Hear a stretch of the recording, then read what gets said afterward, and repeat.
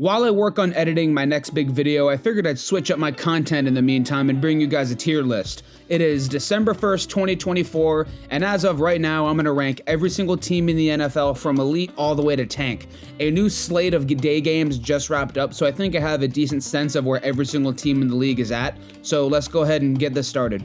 Kicking off with the Arizona Cardinals, I'm going to put them into the maybe next year tier. I've been pretty impressed with the genuine progress they've been able to make this year with Jonathan Gannon taking a not that talented roster and turning them into a team that has a non-zero chance of making the playoffs this year with how iffy the NFC West is. I don't think they're ready to make a run yet, but I do think if you give Gannon one more year to improve this roster, bolster the defense in his image, and maybe get a little bit of help around Kyler Murray, I think they're a team that low-key does a little damage in 2025. The Atlanta Falcons, perhaps the personification of the meh tier. I thought about making this tier meh and frustrating, but that would just be for the Falcons. So let me just get this off my chest. I've been way too high on this team over the last like season and change. I thought they'd win the NFC South last year and they made me look like an idiot. Then they get a new head coach, they get Kirk Cousins, they give him all that money, they bring in Justin Simmons and Matthew Judon, and you think, okay, they're definitely going to at least win the division and at least get into January football. And that's what it looked like for a while. They were sitting at a healthy 6-3, but then they lose a game and you think, okay, I don't know if they're going to do much in the playoffs. Then they lose another game to the Broncos, and then you think, okay, I don't know if they're winning that, I don't know if they're winning that division. Then you go to another game, they lose to the Chargers, Kirk Cousins throws 4 picks, and then you question of whether or not this team's going to even have the winning record. Any competent team, if the Falcons played anywhere up to their potential, they would have had the division on lock already because of how injured Tampa Bay is, but they've just lost their third straight game, and now they're just looking like free eats for whoever gets the 5 seed in the NFC. My Baltimore Ravens just got kind of spanked today against the Philadelphia Eagles, but I don't think my stance on them has really changed. I do think they're an elite team with question marks.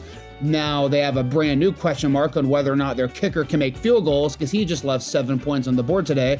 I have no idea where his downslide came from, but this is a team that typically can light you up on offense and had struggles on defense, but over the last 3 weeks, the defense does seem to have somewhat turned a corner. However, that has coincided with a pretty rough stretch for the offense. Whether or not this team goes in a deep playoff run is all kind of dependent on whether or not they can figure it out in January. I do think it's possible, but I do think there is legitimate reason to have doubts of whether or not they can go on that run right now. As of me recording this video right now, the Buffalo Bills are playing a game, but they're up 21-3 and just recovered a fumble, so I think I can safely plant them into the elite tier. They started off a questionable 3-2 and have won 7 straight. Josh Allen might win his first MVP this year. Their defense has looked a lot better since getting healthy. Sean McDermott is Sean McDermott, and hey, they are the one team to upend the Chiefs this year. So I do think they are firmly one of the best couple of teams in the NFL, and if they're playing the Chiefs in the AFC Championship in a few months, or I guess in a month and change, I will not be surprised. The Carolina Panthers are going into tank, but I do want to give them some credit for making some genuine progress this year. Bryce Young, over the last month, ever since getting his starting job back, has looked he's looked legit. He's looked like one of the better quarterbacks in the league. He was probably the quarterback that played Kansas City's defense the toughest, other than probably Josh Allen. And heck, he had another really good game just a couple hours ago as of me making this video against the Buccaneers, although it resulted in an overtime loss because of a Chuba Hubbard fumble. I know this team was like the butt of all jokes last year, but it is nice to see them make genuine progress. Going from 2-15 to 3-9 doesn't seem like much, but I will give credit where it's due. I do think this team finally has a direction.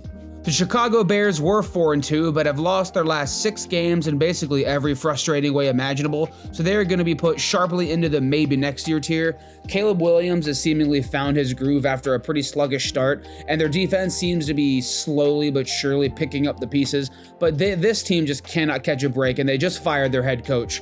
You have that clock mismanagement disaster class against the Lions. You give up a Hail Mary against the Commanders. You get a field goal blocked against the Packers. They're just finding every single way to lose a football game this year. I don't know if that's their challenge this year, just invent new ways to lose games, but that's what they're doing. They're down to 4-8. Their wild card hopes are dead, and they'll be looking for a new coach next year. If they finally learn to spend a few dollars on the right head coach and get Ben Johnson, I actually think they can turn the corner in 2025, but knowing this franchise, that's a massive if.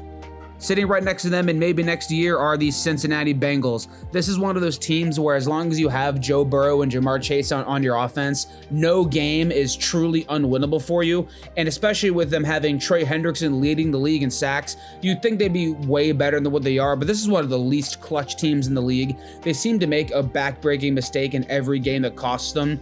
The terrible interception against Baltimore when Burrow is seemingly having a perfect game. They commit the defensive pass interference against the Chiefs. And to be blunt, this is a defense that just can't get off the field. I mean, a rookie Jaden Daniels in his third ever start did literally whatever he wanted to this defense.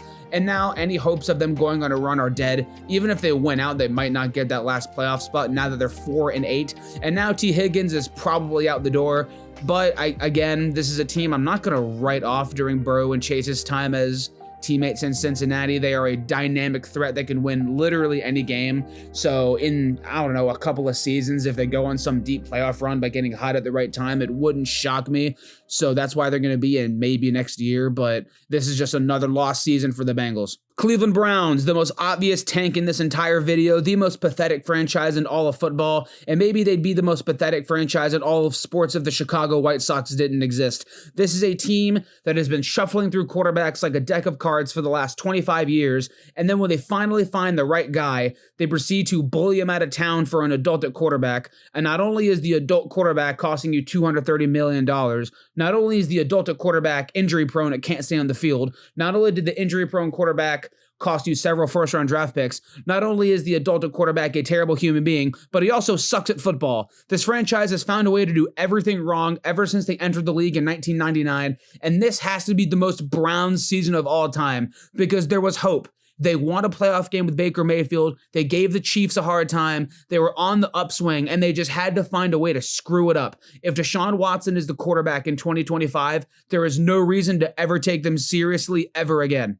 The Cowboys are interesting. If I had made this video a couple of weeks ago, they'd probably be down here in tank, but they have won back-to-back games against the Giants and Commanders. So I kind of feel tempted to put them into maybe next year, which is kind of the Dallas Cowboy MO to claim that every single year is their year. I know that's been their running joke for all these years, but I don't really think they can tank anymore now that they're 5-7, which isn't completely putrid. And someone might have to correct me if I'm wrong, but I do think they'll have more salary cap space next season, so maybe they can build on the roster they have. Micah Parsons' status should be up in the air because of how much money they put towards Dak and CeeDee Lamb. But this is a team that does have quarterback stable. They'll have another high but not top draft pick in 2025.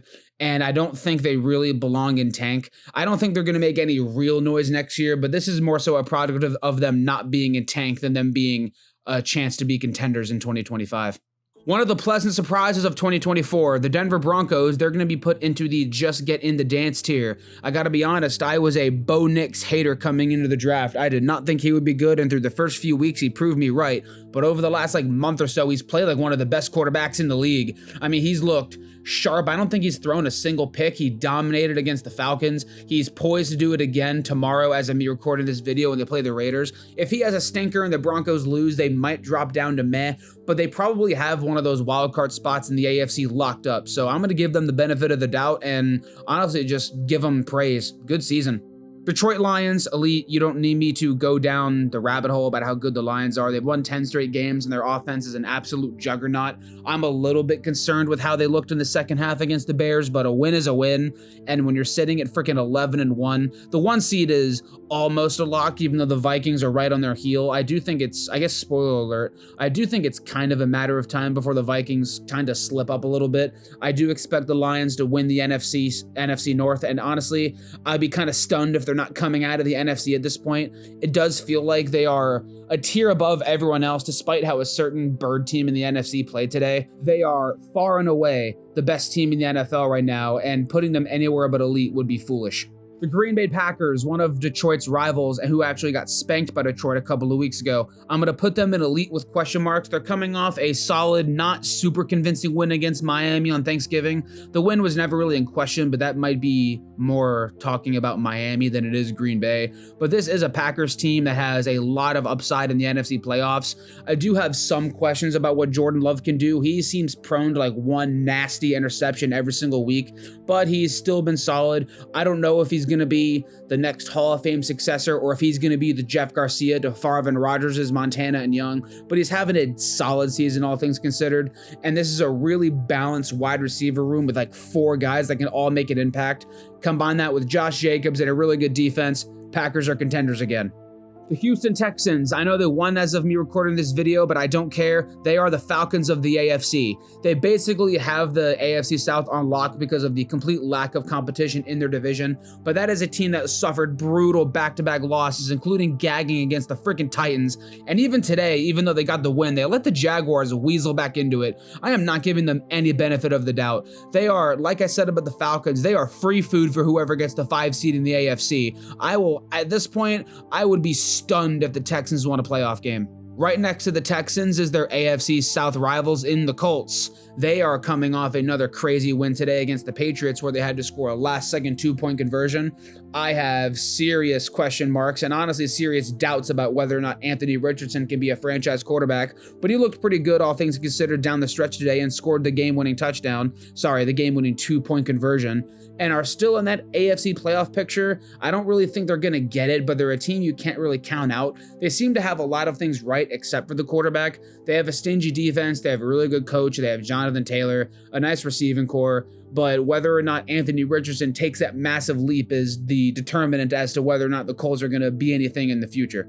Jacksonville Jaguars, the other obvious tank. They are a nice, healthy 2-10. Trevor Lawrence suffered a concussion against Houston, and if the Jaguars knew what was good for them, they'd shut him down for the rest of the year and fire Doug Peterson now and search for the new head coach. They're another team that needs to do whatever it takes to get someone like Ben Johnson to run the offense. The Jaguars are continuing to prove that they are a franchise that does not know how to sustain success. We saw a random surprise run in 2017 with Saxonville, and then they wasted it. Then we saw another surprise run in 2022, and they wasted that one too. This is a franchise that I have a bit of a soft spot for since I grew up in that North Florida area surrounded by Jaguars fans. But this is a franchise I cannot take seriously, and I don't understand what the problem is, but they cannot get it right. Kansas City Chiefs, please don't kill me. I'm putting them in elite with question marks. I understand they're 11-1, and I understand I said a win is a win with the Lions, but the Lions are a team that were blowing out basically anybody that stood in their path for several weeks in a row. This is a Chiefs team. It is an absolute miracle that they don't have like 4 or 5 losses. I know I can talk about luck all I want, and they deserve credit for not making critical mistakes in the fourth quarter like a lot of their opponents do, but damn, in that Raiders game, they had no business winning, and they just stole it because they sold their soul to Satan at some point. I don't know when they did that, but the fact that they're winning all these games is almost a slap in the face. Thank God Buffalo beat them. If this team was undefeated, I might throw up. Last time I checked, this team has a worse point differential than the freaking Washington Commanders. So I won't be surprised if they're in the Super Bowl again because they're the Chiefs and the league hates everybody. So it wouldn't shock me if they just steamrolled through the AFC again after, I don't know, tightening a couple of screws in January. I cannot in good conscience pair this team with the elites of the league with how they've looked over the last couple months. I don't really care. They're squeaking by the Raiders by 2 points or they're squeaking by the Panthers by 3 points. This is a team that is punching well above their weight right now. The Raiders, this might be a bit of a dream season for the Raiders. They're going in tank, obviously. They are also at 2-10. But I do think this Raiders team has been stacking competitive loss after competitive loss, which ultimately is what they need. Brock Bowers looks like he could be an all-timer. Max Crosby's still there. It seems like the foundation for the future core is somewhat built already. They just need to find the right quarterback and just continue pushing. I don't know how long it's going to be until the Raiders are good again, but if Shedeur Sanders can pan out and they can get him, maybe the Raiders can have a bright future. And the players are there, but as of right now, they're a mess. Antonio Pierce is not the head coach of the future. Devontae Adams is gone. Josh Jacobs is gone. They've got a lot of building to do, but I do think they're on the right track. Next up is the Ravens sub-team in the Los Angeles Chargers. They've had a pretty nice season so far. They just got a win against Atlanta to get to, I believe, 8-5 on the season. The Chargers are doing everything they can to completely rip off the Baltimore Ravens. J.K. Dobbins and Gus Edwards as your running backs. Get Tony Jefferson out of retirement. Get Greg Roman to be your offensive coordinator. Get John Harbaugh's brother to be your head coach. Eric DeCosta's assistant is your new GM. I'm a little bit flattered that the Chargers' vision to success is to just completely copy the Baltimore Ravens, and it's gotten them into an AFC wildcard spot, which they should have on lock in a couple of weeks. So good for them. I mean, they're taking the whole copy the Ravens thing maybe a little bit too literally, all the way down to having no wide receivers to throw to, which is probably hampering Justin Herbert's development, or less so development, more so progression into being one of the best quarterbacks in the league. But they do have a playoff spot essentially on lock at this point. The Rams are an interesting one. All things considered, they should probably be in mess since they don't really have a ton of young talent and they're very average in terms of record, although they might win the NFC West. But I'm actually going to put them into maybe next year, just because when you have a team like Matthew Stafford, Cooper Kupp, I said Cooper Kupp, Puka Nacua, and Cooper Kupp, there's always potential to make noise in any given season. And with how Jared Verse has looked as of late, he might win Defensive Rookie of the Year. Well, no, he will win Defensive Rookie of the Year, and he could very well be the new face of that Rams defense after Aaron Donald's retirement. So I do think maybe next year makes more sense, since next year, if they have another pool of young talent to add to the roster, they could be a problem next year. But as of now, I do think they're kind of, I guess, stuck in limbo, so to speak. The Miami Dolphins, they fooled everybody into thinking there was something by winning 3 straight games, but guess what? It is now post-Thanksgiving, which means it is cold, and now the Dolphins no longer know how to play football. They are going right into med because I do not think this team has Super Bowl upside as constructed, even if everyone is healthy. I think Mike McDaniel is a very average head coach. Tua is an extremely average quarterback, with Tyreek Hill and Jalen Waddle to make the offense look really good at times. But even then, Tyreek Hill's had a really quiet season. I will forever hate them for not trading the Ravens' Calais Campbell, so I'm going to hold that grudge probably for the rest of my life. But the Dolphins are just average. I would maybe give them some benefit of the doubt if they didn't get off to such a sluggish start and if Tua didn't get injured again. But with the way they're built right now, I see their upside being a 7 seed that gets punked in the first round by a contender. The Minnesota Vikings, I'm getting 2022 vibes from this team. They're just finding ways to win. I'm going to put them in elite with question marks. I think Sam Darnold's success this season is more so about Kevin O'Connell and Justin Jefferson than it is Sam Darnold. Not to rain on this guy's parade, but I do believe that Sam Darnold's strategy every time he drops back to throw is, okay, is Justin Jefferson open? Yes, give him the ball. Now, that's not a bad strategy necessarily, but it is a strategy that the best quarterbacks in the league don't rely on. So good for Darnold for reviving his career. This is a ferocious defense, and Kevin O'Connell is probably my vote to win Coach of the Year as of right now, just barely edging out Sean Payton. But the Vikings are one of those guys that'll make the playoffs. They're a team you secretly don't really want to see, but they're also a team that you think you can beat just because of who their quarterback is. Do I think they're really good? Yes. Do I think they can make the Super Bowl? Honestly, no. The Patriots are still tanking, but they might be the most promising tank in this entire video. Drake May is the guy. I don't know if his stats show it. I don't really know his stats off the top of my head. I'll probably put it on the screen while I'm talking here, but his film is 10 out of 10. He makes wow throw after wow throw seemingly every single game. I don't know why there is so much doubt about whether or not Drake May would be the franchise quarterback, but he seriously is a guy that can hit almost any throw. His accuracy is out of this world. His deep ball is ridiculous, and he can run. I mean, he's not Daniels as a runner, but he can move. I mean, he's not exactly a statue in the pocket. The Patriots are still bad because the team is bad, and they can't figure out how to draft a wide receiver to save their life. Drafting Jalen Polk over A.D. Mitchell is something I will never understand for the rest of my days. But I do like the Patriots' direction just because they have the right quarterback. The Saints are the polar opposite. They are also in tank, and they probably have the darkest future in the league outside of maybe the Browns. They are the worst kind of team. They are old, and they are bad. If you're old and good, that's fine. If you are young and bad, that's fine. Being old and bad is the worst thing in the league because not only do you have a bunch of veterans that aren't winning, you're also backed up against the wall in terms of salary cap.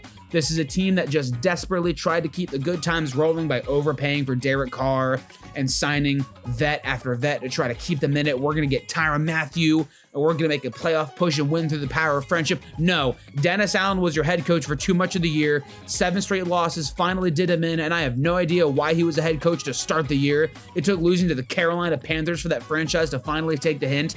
They seem to have righted the ship a little bit since Allen got fired, but they're still in the tanks. They're still awful, and they're probably going to be bad for a while. I'm actually going to pair the next 2 teams together because they belong in the same category and are in the same stadium. The Giants and Jets are both also in the tank tier. The Giants have lost double-digit games for the 9th time in 11 seasons. They made the foolish decision of paying Daniel Jones and letting Saquon Barkley walk. and letting Xavier McKinney walk. Evan Neal didn't pan out. Tyrone Tracy's serviceable, but he's not the franchise guy you need. Malik Neighbors looks like he's going to be that guy, but it looks like he's already getting ticked off by this franchise. They're probably going to run through their front office again. If they fire Joe Schoen, I think that's the right move because you probably need a new leader. If they fire Brian Daboll, they're absolute idiots, but I feel like that's what they're going to do. And the New York Jets, what is there to say? They lost again. They probably had that Seahawks game under wraps, but they had to gag it away because they're the Jets. Aaron Rodgers hasn't panned out. They make transaction after transaction in the middle of the season to try to right the ship. You fire your head coach. That doesn't work. You fire your GM. That doesn't work. You trade for Devontae Adams. That doesn't work. The Jets are the Jets, and this season is the perfect personification as to why. The Philadelphia Eagles, I think I've sort of changed my tune on them over the last week or so. I'm actually going to do something bold. I'm going to put them in elite. They have looked absolutely incredible over the last couple of weeks. I know everyone hates Nick Sirianni, but I do think he's sort of wizened up over the last couple of games. He didn't make any horrible mistakes against the Ravens, which was a statement victory. I think they're one of the first teams all year to truly beat the Ravens up. I mean, that wasn't really a contest after it was 9-0. That game was just beat down after beat down. Saquon Barkley was incredibly efficient. Cooper DeJean, however you pronounce it, has been an absolute treat. Quinyon Mitchell, who I was high on coming into the draft, has been an absolute shutdown corner. And at this point, listen, can we just fast forward to a Lions-Eagles NFC Championship game? I mean, can we just skip the playoffs and get to that now? The Pittsburgh Steelers, over the last couple of years, I felt like they were a team that was bad and lucky, and now they are good and lucky. Their defense is still their elite defense that they've had pretty much since the Killer Bees broke up. Mike Tomlin's one of the best coaches. George Pickens is a bit of a head case, but he's such a talent, you kind of just put up with it. Najee Harris and Jalen Warren are kind of run-of-the-mill all by themselves. Put together, that's one hell of a duo. And Russell Wilson seems to have recovered some of his old form, which I didn't think was possible. The Steelers are, I believe, 9-3 after another big win against the Bengals, and they're looking like they're going to run away with that AFC North, barring a catastrophic collapse. I don't know how much noise they're going to make in January because of how limited Russell Wilson can be at times. But once again, the freaking Steelers just don't go away. The San Francisco 49ers, you could put them in a tier with their NFC West counterparts and maybe next year, but I'm not going to do that because I don't think there is a next year for the 49ers. I'm going to put them in meh. As of right now, as of me making this video as we speak, they are currently down 28-3 against the Buffalo Bills in a snow game, so you can interpret that however you want. And Christian McCaffrey just got injured again. Obviously, prayers up to him. I do fear that his time as a prime football player is over because I think this is off the dome and nothing's been announced yet, but I think he tore his Achilles with the way his calf buckled on that play, which just sucks to see because he is such a gifted football player, but I do wonder if he can ever run the same ever again with the amount of leg injuries he's sustained. And again, I think last year was their last crack at it and their defense couldn't get a stop in overtime. I think the window is closed for the 49ers. I think Brock Purdy is a better quarterback than he's given credit for. Do I think he deserves a market resetting contract? No. I think the Niners are just stuck in limbo. They're getting old. The injuries are piling up. They're really not the same team they've been over the last couple of years. Unless they do the 28-3 comeback again, they're going to fall to 5-7, which might doom their playoff hopes at this point, unless they could steal the NFC West, which I don't see happening. So I think the 49ers are kind of a football tragedy because they seemed destined to get at least one ring at some point, but after they couldn't get it done in 2021, after injuries stalled them in 2022, and now they suffered the worst of heartbreak in 2023, I think it's over. The Seahawks are going to be a team that I flip-flopped in thanks to today's game. I would have put them in meh, but they did get another resounding comeback win against the Jets, and they do have first place in the NFC West as we speak, so I'm going to put them in just get in the dance. Geno Smith is the ultimate, I think he is the Tom Brady of bridge quarterbacks. He is very much solid. He will not lose you very many games, but I do think his limitations keep the Seahawks from being a true contender. But I love what Mike McDonald has done with this franchise over the last few weeks. I think he's their guy for many years to come. As the defense gets healthier, they're going to improve. That's an elite wide receiver duo in DK Metcalf and JSN. Kenneth Walker can rumble with the football. They should make the playoffs. I don't know if they're going to make much noise in them, but they are a team who I do like in the present and in the near and distant future with Mike McDonald. The Buccaneers, this is a team that just finds ways to stick around despite the football gods throwing literally everything at them. I am also going to put them in just get in the dance. A few weeks ago, I would have put them in maybe next year because of how many injuries have hit this franchise. I think Baker got hurt today against the Panthers. I wasn't watching it, but I do believe Baker suffered an injury and missed a couple of plays. Chris Godwin's out for the year while he was in the midst of having a career year, and they just now got Mike Evans back, and they're being hammered with injuries on defense, but they just don't go away. And that is because Baker has been baking. He has played like one of the better quarterbacks in the league this year. And I think if it wasn't for a couple of really rough outings, he would have like a dark horse chance to win MVP. But I guess on top of that, Tampa Bay hasn't been winning as much. They might steal that NFC South from Atlanta, which is something I cannot believe. But with the Falcons in absolute free fall, someone's got to win it. And I got to be honest with you, with the way things are looking, I would much rather see Baker Mayfield in the playoffs than Kirk Cousins in the playoffs. So honestly, go Buccaneers. I don't think Todd Bowles is the coach of the future, though. Here in the future, I might need to make a video on the Tennessee Titans being the most overlooked tire fire in all of sports, because they are the perfect case study on how to do literally everything wrong when building a franchise. This is a team that had a genuine Super Bowl window from 2019 to 2021, and they have found a way to do everything wrong to slam that window shut. They couldn't get the right quarterback after Tannehill regressed, and they made every draft whiff possible, and then they proceeded to moneyball maybe the best wide receiver the franchise has ever had out of town to try to draft his replacement. Spoiler alert, Treylon Burks is not A.J. Brown. He's like 1/10 of A.J. Brown. So now you have a quarterback in Will Levis, who I honestly don't think is bad. He has a really good arm, but just is prone to one or two really bad mistakes a game, and is honestly surrounded by maybe the worst supporting cast in the league. The Titans thought they could just buy their way to another competitive core in free agency. It's not working. The L'Jarius Sneed acquisition has been a total whiff. They don't have a stout wide receiver for Levis, and they're one of those teams that you don't trust to figure it out in the coming years because they seem to get every single draft choice wrong. What's their last really good draft pick? I mean, they can't seem to get it right. Finally, the Washington Commanders, they have recovered a little bit after, I believe, a 3-game losing streak by beating down those aforementioned Titans. So I'm going to slide them and just get in the dance. Their offense finally woke back up after a dormant 3 weeks. That Cliff Kingsbury's second half of season offense was hitting again, but they seem to have found their groove a little bit to get them back to respectability. I think right now they're the 7th seed in the NFC. It is kind of tough being in the NFC with how good the Lions, Vikings, and Packers all are. It seems like if you're not in that division, your only hope of getting a wild card spot is that 7th seed, which I do think Washington is going to get at this point with San Francisco falling apart. And I guess the only way they could lose it is if one of the NFC West wildcard teams stormed ahead and took it from them. But I don't see that happening. Washington should get into the playoffs. And with how much crap they dealt with over the last 30 years when Dan Snyder was the owner, I'd take it.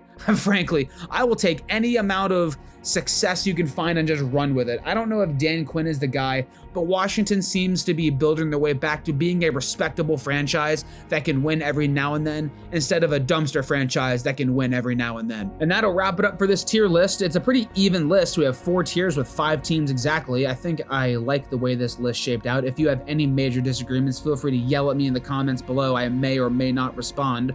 Like I've said a couple of times, there's a game currently going on as I speak. The Bills are beating the 49ers 28-10. So I'll just say this retroactively. If the Bills pull the Falcons and blow the 28-3 lead, you can move them down to elite with question marks, but I don't see that happening. James Cook is running all over this 49ers team, which kind of leaves us here. The only way things could really change is if the Broncos get humiliated tomorrow, which would probably put them down into meh. But again, I don't see that happening, so I'm pretty happy with the way this list shaped out. Like I said earlier, I have my next big script done for my next big project done, but it is probably going to take a while since that bad boy is 9,500 words. So that'll probably take a while to get out. So in the meantime, we're going to switch things up and make more of a discussion style video, a little bit of a podcast format, I guess, where I just yap for half an hour. So with that being said, I hope y'all enjoyed. If this video does well, I will be happy to make more since they're pretty easy to make. And honestly, they're a lot of fun to make because if there's one thing I love to do, it's talk about football. So with that being said, thank you all for watching and I'll see you next time. Peace.